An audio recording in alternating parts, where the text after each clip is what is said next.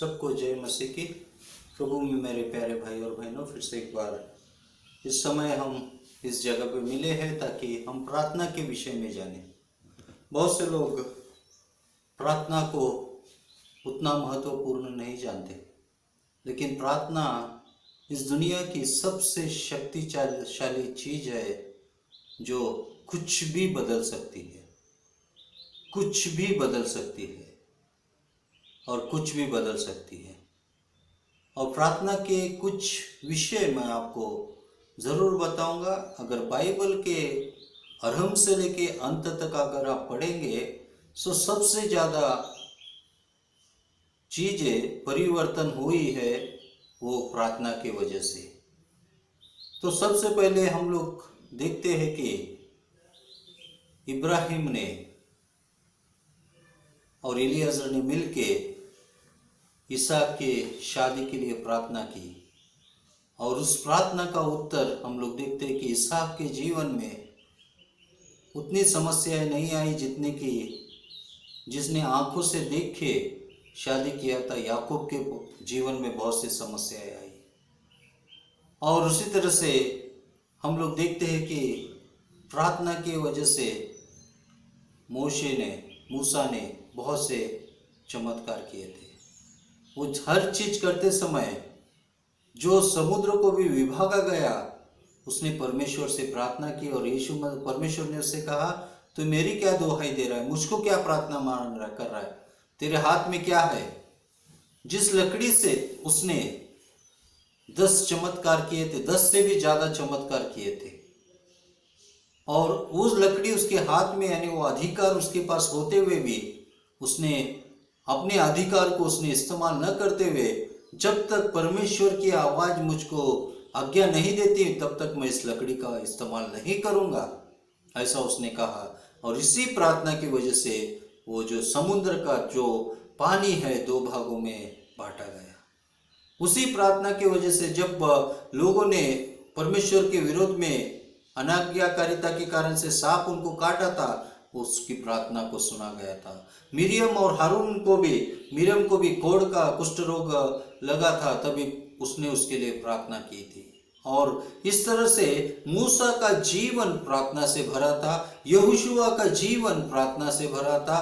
और उसके बाद में हम लोग देखते हैं कि दाऊद जब आता है तो दाऊद भी अपने जीवन को, मैं अपनी दृष्टि पर्वत की ओर लगाऊंगा, मेरी सहायता कहाँ से आएगी। ये जो वचन उसने लिखा है वो सिर्फ 1 या 2 दिन पहले लिखा हुआ वचन नहीं, बल्कि बचपन से उसने, जब भी उसको कोई समस्याएं आती थी, जब वो फर्स्ट टाइम वो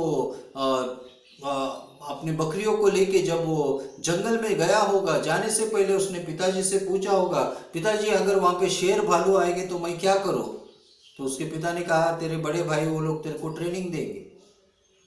और इस तरह से दाऊद ने तभी से सीखा कि जंगल में, घर में जो है मेरे पिता मेरी रक्षा करते हैं, जंगल में है वो मेरा बड़ा पिता मेरी रक्षा कर सकता है। और इसके लिए वो प्रार्थना के द्वारा, गीतों के द्वारा वो बहुत से बार युद्ध में या शेर और प्राणियों को उसको मारने की उसको शक्ति आई थी।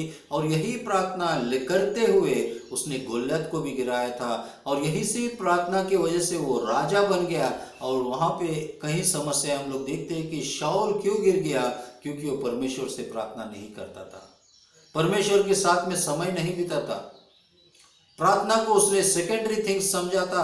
और अपने राजा पद को उसने ऊंचे स्थान में रख के उसने जो काम शमूएल को करना चाहिए था वो काम उसने किया। और उसके लिए परमेश्वर ने उससे बलिदान न करने के लिए कहा था। जब तक शमूएल ने कहा था कि जब तक मैं ना आऊं तब तक तुम इसका बलिदान नहीं करना, लेकिन उसने अपने मन से, मैं राजा हूं, मैं कुछ भी कर सकता हूं। इसी तरह से हिजकिय्याह राजा ने भी जो काम जो याजक और लेवी करना चाहिए था वो काम किया, और उसको भी परमेश्वर ने उसको कुष्ठ रोग दिया। और इस तरह से हम लोग देखते हैं कि परमेश्वर के पास जाने के लिए, परमेश्वर के पास कुछ मांगने के लिए हमको प्रार्थना करना बहुत जरूरी है। और दाऊद राजा ने जब कभी भी युद्ध में जाने से पहले प्रार्थना नहीं की, तभी उसका युद्ध वो हार गया। और जिस समय में उसको युद्ध की भूमि पे होना चाहिए था, वो अपने घर पे पलंग पे सो रहा था। और इसके वजह से प्रार्थनामय जीवन नहीं होने की वजह से व्यभिचार के पाप में वो फंस गया। और दाऊद ने जब कभी भी प्रार्थना की तो युद्ध में परमेश्वर ने उसको जय दिया। और बिना प्रार्थना के उसने यावाब से कहा कि मेरे इस्राएल में कितने लोग हैं उसकी गिनती करो, जबकि उसने तभी प्रार्थना नहीं की। और वो दिखाना चाहता था कि मैं इन लोगों के कारण मैं इस्राएल पे आज राजा हूं। लेकिन परमेश्वर ने कुछ स्वर्गदूत भेज के उसके कई लोगों को 3 दिन में उसने खत्म किए। और परमेश्वर ने दिखाया कि मेरा राज्य तुझसे भी बड़ा है और इसके लिए तू नम्र नहीं हुआ। इसके लिए ये जो समस्याएं पीढ़ियाँ आई थी, जो पीढ़ियाँ यानी तकलीफें आई थी, उसके इस बर्ताव की वजह से और अनम्रता की वजह से और प्रार्थना न करने की वजह से। और मेरे प्यारे भाई और बहनों, आज हमारे जीवन में प्रार्थना का बहुमूल्य विषय क्या है, बहु विचार क्या है कि प्रार्थना ही क्या है इस आपके घर को, आपके परिवार को, आपके जीवन को और आपके हर एक कार्यों को बदलने में सक्षम है। जब हम किसी काम पे, नए काम पे जाते हैं तो मालिक हमको देखता रहता है कि जो मेरा काम करने वाला व्यक्ति है, क्या वो हॉनेस्ट है, क्या उसको मेरे काम पे इंटरेस्ट है, क्या उसको मेरे बारे में इज्जत है। और उसी तरह से जो वर्कर होता है, जो काम करने वाला होता है, वो भी मालिक को देखता है, क्या वो मालिक मेरे योग्य के है, वो मेरी चिंता करता है, मेरे को समय पे सैलरी देता है। इसी तरह से परमेश्वर भी हमको शुरू में देखता है कि हम लोग कितना समय उस परमेश्वर को हम लोग देते हैं। और प्रार्थना की वजह से हिजकिय्याह राजा को अभी 15 साल उसको जीवन मिला था। प्रार्थना की वजह से एलिय्याह ने बड़े बड़े चमत्कार किए थे। प्रार्थना की वजह से एलीशा ने बड़े बड़े चमत्कार किए थे। प्रार्थना की वजह से बहुत से राजा, जो इस्राएल के राजा थे, वो सफल हो गए थे। और प्रार्थना के द्वारा ही सोलोमन को राजा बनाया गया, जबकि दाऊद राजा ने अपने बेटे अम्नोन के लिए प्रार्थना नहीं की, अपने बेटे अबशालोम के लिए प्रार्थना नहीं की, और इसके लिए उसके परिवार में ये पाप आ गया। मेरे प्यारे भाई और बहनों, प्रार्थना क्या है? प्रार्थना अपने आप को परमेश्वर के सामने नम्र करना है। प्रार्थना क्या है? अपने आप को अंग विकलांग है दिखाना है। प्रार्थना क्या है? अपने ईगो को मार डालना है। प्रार्थना क्या है? मेरे जीवन का सब कुछ परमेश्वर ही करेगा, ये विश्वास प्रार्थना है। प्रार्थना क्या है? स्वबुद्धि पे आधार न होते हुए पूरे भरोसे से परमेश्वर पे अपना भरोसा डालना, यही प्रार्थना है। और प्रार्थना के लिए सबसे पहले हमको क्या करना चाहिए? पश्चाताप करना चाहिए। पश्चाताप अपने पापों के लिए करना चाहिए, क्योंकि ये जो पाप है परमेश्वर से मिलने नहीं देंगे।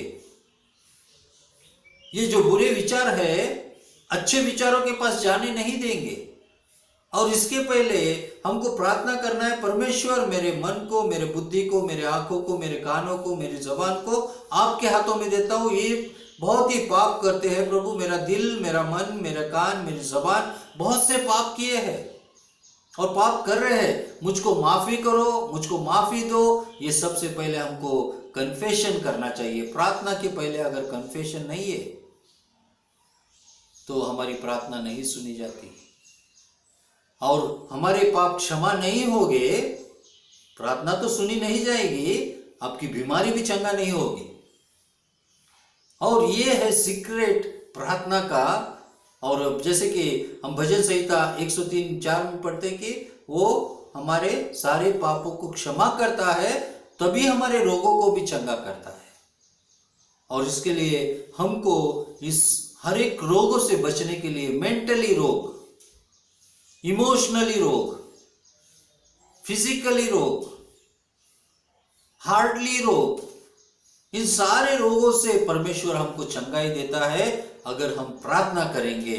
और सबसे पहले हमको कन्फेशन करना चाहिए, हाँ मैं पापी हूं, आप सर्वश्रेष्ठ परमेश्वर है, और इसके लिए प्रार्थना में हमको हमेशा परमेश्वर के साथ में आगे बढ़ते रहना चाहिए। और सेकंड थिंग है, हमको वर्शिप करना चाहिए, आराधना करना चाहिए। परमेश्वर पिता आत्मिक है और उसकी आराधना करने वाले आत्मा में और सच्चाई में करना चाहिए। और ये दूसरी बात अगर हमारे में नहीं है, क्योंकि जैसे पत्रस में हमने पिछले वीडियो में देखा है कि पवित्र बनो क्योंकि मैं पवित्र हूं, ऐसा परमेश्वर कहता है। और इसके लिए होलीनेस हमारी वर्शिप में होनी चाहिए। आराधना का मतलब क्या है? आराधना का मतलब बहुत से बार लोग गलत सोचते हैं। आराधना का मतलब tell that who is God, परमेश्वर की गुणवत्ता को या गुणवत्ता को हमको सुनाना चाहिए। परमेश्वर प्रीति करने वाला परमेश्वर है, परमेश्वर सृष्टिकर्ता परमेश्वर है, परमेश्वर क्षमा करने वाला परमेश्वर है, परमेश्वर सर्वव्यापी है, परमेश्वर सब जगह पे रहने वाला है, सबके लिए है, और परमेश्वर सबको माफ करने वाला है। और परमेश्वर का स्वभाव के बारे में बताना उसकी आराधना है। और इसके लिए हजारों, हम लोग जब स्वर्ग में जाएंगे तो स्कॉलर्स लोग कहते हैं कि वहां पे जाके हमको सिर्फ एक ही काम करना है, वो है आराधना। और सच्चाई और आत्मा से आपकी प्रार्थना नहीं, आपकी आराधना नहीं, तो परमेश्वर आपकी प्रार्थना भी नहीं सुनेगा। सच्ची प्रार्थना क्या है? टूटे हुए हृदय से जब हम परमेश्वर से मांगते हैं तभी परमेश्वर हमारी प्रार्थनाओं को सुनता है। जब कोई पापी अपना मन फिराता है परमेश्वर तभी खुश होता है। मन फिराने का मतलब क्या है? कि उन सारे चीजों को छोड़ दो जो दुनिया पे आपने प्यार किया था, उसको छोड़ के परमेश्वर को पकड़ने की कोशिश करो, परमेश्वर के साथ में रहने की कोशिश करो, परमेश्वर के वचन में बढ़ने की कोशिश करो। और प्रार्थना क्यों मुख्य है आगे हम लोग जब देखेंगे तो यीशु मसीह के जीवन में भी, तो यहाँ पे हम लोग देखते हैं कि प्रार्थना हमको आराधना परमेश्वर की करना चाहिए कि परमेश्वर जो है वो कहता है तभी हमारे जीवन में होता है। उसने कहा आकाश हो जाए, आकाश हुआ क्योंकि परमेश्वर ने कहा। भूमि हो जाए, भूमि हो गई क्योंकि परमेश्वर ने कहा। और आज आपके जीवन में आशीर्वाद हो जाए तो इसके लिए हमको सबसे पहले कन्फेशन करना चाहिए, सेकंड हमें आराधना करना चाहिए, और फिर उसके बाद में हमको अपने पापों से फिर के हमारे मन को फिरा के परमेश्वर के साथ से प्रार्थना करना चाहिए और उसके साथ में हमको बने रहना चाहिए। और पश्चाताप का मतलब क्या है? ध्यान से सुनिए भाइयों बहनों, पश्चाताप का मतलब किए हुए पापों को फिर से ना करना, ऐसा कहा जाता है। ये तो सही है किए हुए पापों को ना करना, लेकिन जब तक आप शरीर में है, जब तक आप दुनिया की बातों में है, जब तक आप इस देह में जिंदा रहोगे तब तक आप पाप करते ही रहोगे। और इसके लिए रोमियो पत्रिका उसकी 8वां अध्याय को आप ध्यान से पढ़िए। सो हमें क्या करना चाहिए? हमें शरीर में नहीं आत्मा में चलना चाहिए। बहुत से लोग पूछेंगे कैसे हम लोग आत्मा में चले? हमें अपनी रोज की चिंताओं को छोड़ के परमेश्वर के राज्य की चिंता करना चाहिए। हमें अपनी चिंता छोड़ के जो लोग कष्ट में है, तकलीफ में है, जिनके पास आंखें नहीं, जिनके पास कान नहीं, जिनके पास पैर नहीं, जिनके पास रोटी नहीं, जिसके पास खाना नहीं, परमेश्वर को धन्यवाद देना चाहिए कि मुझको ये हाथ दिए, मैं उनको कुछ तो भी दे दूं। और धन्यवाद के साथ में जब हम ये काम करना शुरू करेंगे तो जब वो उस व्यक्ति की जरूरत को आप पूरा करेंगे, शायद वो आपको थैंक यू भी ना बोले, लेकिन जब उसके आंखों में आप देखेंगे तो वो जो थैंक्स गिविंग का जो एक्सप्रेशन है, करोड़ों रुपए देने से भी आपको कहीं नहीं मिलेगा। यही वो सच्ची प्रार्थना है, यही जो है मसीह का जीवन है, ताकि हम जरूरतमंदों को सहायता करें। और मेरे प्यारे भाई और बहनों, प्रार्थना हमारे जीवन में बहुत ही महत्वपूर्ण है। आइए अभी हम यीशु मसीह के जीवन में देखेंगे 90% उसके जितने भी मिरेकल्स है प्रार्थना की वजह से हो गए हैं। शुरू होती है प्रभु का वचन, उस 10% उसने यूज किया, लेकिन 90% उसने प्रार्थनाओं के द्वारा इन चमत्कारों को किया। पानी पे चलने के लिए मिनिस्ट्री में उसने सबसे ज्यादा क्या किया? प्रभु का वचन नहीं फैलाया, लेकिन उसने प्रार्थना की, पूरी रात उसने प्रार्थना की। एक दिन के लिए एक रात उसने प्रार्थना की। दिन के पूरे काम के लिए उसने ताकत मिलने के लिए प्रार्थना की। और जब वो स्त्री जो 12 साल से उसके लहू की बीमारी थी और उसने सोचा कि मैं जाके यीशु मसीह के उस कपड़े के गोंडे को छूंगी और छूने से मैं चंगा होंगी, और जाके उसने छुआ, तभी यीशु मसीह ने कहा कि किसने मुझको छुआ? उसके शिष्य ने कहा, अरे भाई तेरे साथ में तो हजारों लोग चल रहे, किसी ने धक्का दिया, किसका स्पर्श हुआ होगा? नहीं, क्योंकि मुझ में से वो शक्ति चली गई। ये शक्ति कहां से आई थी मेरे प्यारे भाई और बहनों? पूरी रात उसने प्रार्थना की थी कि आज मैं जहां भी चलूंगा, मेरी छाव भी लोगों पे गिरे तो वो चंगा हो जाए। मेरे बाप मुझको देखने के बाद भी जक्कई जैसे लोग, उनका जीवन परिवर्तन हो जाए। और इस तरह से उसने प्रार्थनामय जीवन उसने जिया। क्रूस के ऊपर भी उसने 7 प्रार्थनाएं की है। और मेरे प्यारे भाई और बहनों, अभी तक वो हमारे लिए भी प्रार्थना करता है। वो प्रभु का वचन उसने पूरा बाय हार्ट किया था, और उसके लिए वो जब भी बोलता तो अधिकार से बोलता था, और प्रार्थना के द्वारा वो कार्य करता था। और आज हमारे जीवन में अगर प्रार्थना नहीं है तो आप कुछ भी नहीं, आप क्रिश्चियन नहीं, आप एक सड़े हुए व्यक्ति के समान हो। क्योंकि आइज़ाया 64:6 कहता है कि तुम्हारे भले काम सड़े हुए गंदे कपड़ों के समान है। और इसके लिए मेरे प्यारे भाई और बहनों, आज हमको सबसे पहले क्या करना चाहिए? प्रार्थना को समझना चाहिए। प्रार्थना जो है हमारे अंतर मन को मजबूत बनाती है। प्रार्थना क्या है? परमेश्वर के रिश्ते को मजबूत बनाती है। प्रार्थना क्या है? अच्छी घटनाओं को निर्माण करती है। प्रार्थना क्या है? परमेश्वर के राज्य को हमारे पास में लाती है। प्रार्थना क्या है? चंगाई है। प्रार्थना क्या है? शांति है। प्रार्थना क्या है? जीवन में सफलता है। और मेरे प्यारे भाई और बहनों, इस दुनिया की सफलता के पीछे मत भागो, परमेश्वर को खोजो, परमेश्वर के लिए मन फिराओ। आज वो तुम्हारे पास है, वो तुम्हारे साथ है, वो तुम्हारे लिए तुमको जिंदा रखा है। ताकि 2 पीटर 3:9 में कहता है कि वो विलंब कर रहा है ताकि तुम जल्दी से परिवर्तन हो जाओ। अपने पापों को छोड़ दो, प्रार्थना करो, प्रार्थना करो, और प्रार्थना ही तो आपका जीवन बदल सकता है।